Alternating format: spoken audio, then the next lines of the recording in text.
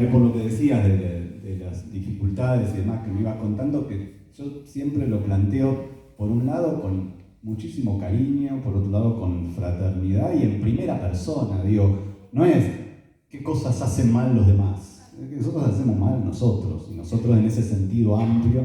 Porque además yo creo que eso es lo que vale la pena. Cuando, digo, yo circulo mucho por dos espacios que son los que me siento más cercano, que son todas las distintas variantes de un peronismo más popular y todas las distintas variantes de la izquierda en todo su arco. Por supuesto que cuando me invita a la izquierda soy más crítico de la izquierda y cuando me invita al peronismo soy más crítico del peronismo, pero porque eso es lo que sirve. Si no, qué gracioso, digamos, ¿no? O sea, vengo acá a decir, o sea, a todos los militantes más cercanos al peronismo a que planteemos todos los desastres que se manda a la izquierda sectaria. Bueno, qué fácil, digamos, ¿no? O muchas de las críticas, que tengo muchas, pero realmente me produce enojo, pero un enojo fraternal de esta pregunta que ahí voy a ir, de bueno, ¿qué pasa con Cristina y demás? Claro, que las hagan en el local del PTS es mucho más fácil, digamos, no es lo que hay que charlar ahí.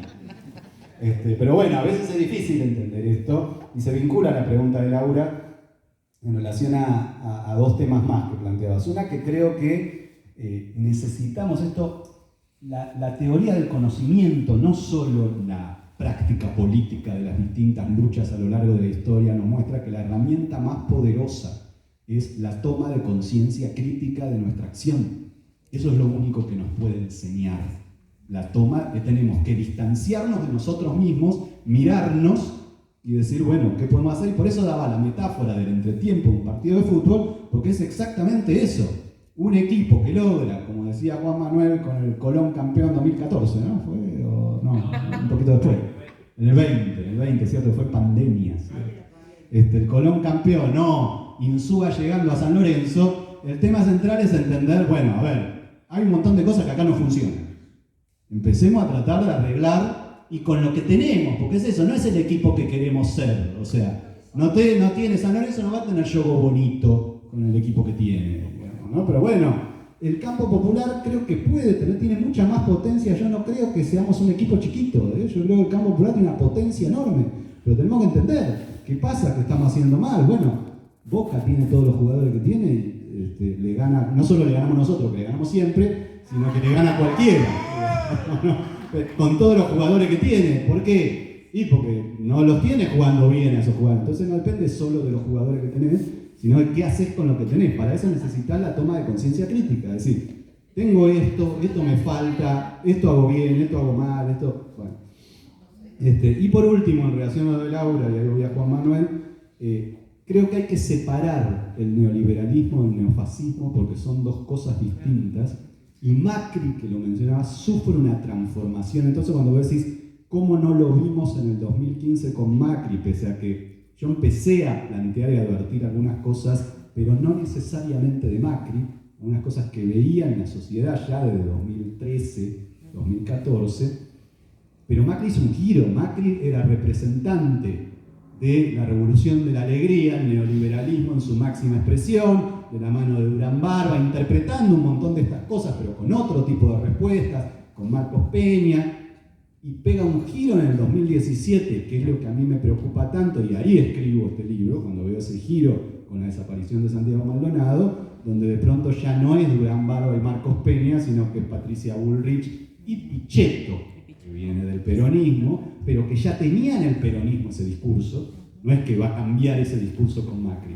La estigmatización de los inmigrantes de Pichetto o de los planes sociales viene de 10 años antes, siendo presidente del bloque del peronismo en el Senado. Entonces digo, ese giro nos muestra que, ojo, que la derecha no es todo lo mismo. Por supuesto que toda esa derecha no es nosotros nos enfrentamos, pero no es lo mismo. Y esto es algo nuevo, el neofascismo, que es importante verlo porque no es algo que conozcamos en la historia de nuestro pueblo.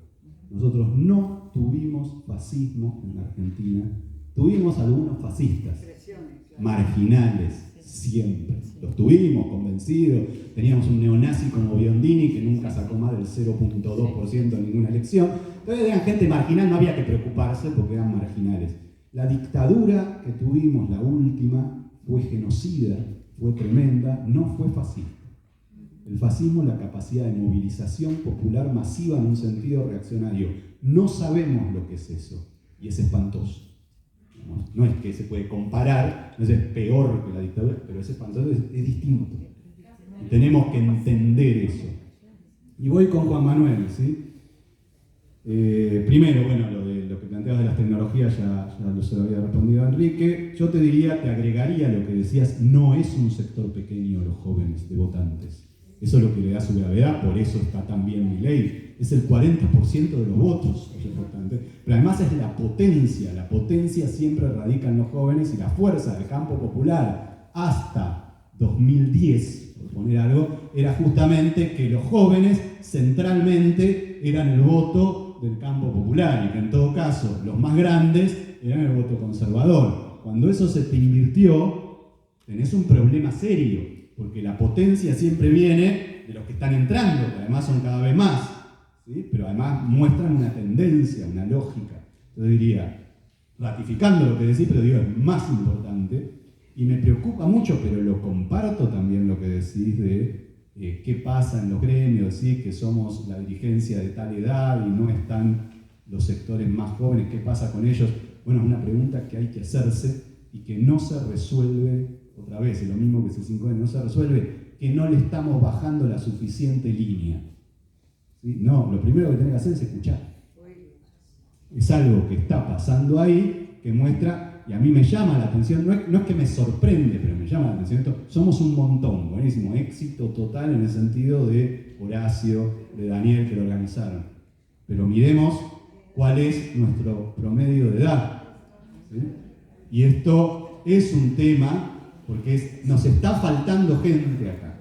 Necesitamos escuchar, no es que nos está faltando gente porque no le llegamos suficientemente, necesitamos escuchar qué piensa esa gente, qué problemas tiene y por qué acá no le parece que tenga que estar o ni se entera. Las dos cosas pueden pasar, que ni se entere o que se entere y no le interese, y las dos cosas son graves, ¿no? Si no se entera, porque no se entera, y si se entera, porque no le interesa. Digamos, y para eso la única manera es escuchar, no tenemos la respuesta de antemano, hay que escuchar qué está pasando ahí, cuáles son los problemas, por qué ciertos problemas no los interpelan y los interpelan otros, porque vayan a cualquier acto, conferencia de Marra, de Milei, de Agustín Laje, de Nicolás Márquez, y está repleto de pibes. Entonces digo, bueno, esto es un dato que hay que poner sobre la mesa y es lo que decíamos, el dato que hay que analizar y ver qué está pasando para poder hacer algo para revertirlo. Pero bueno, teníamos por lo menos dos, que eran allá y allá, Alicia y... tengo tu apellido y no tu nombre. Miguel.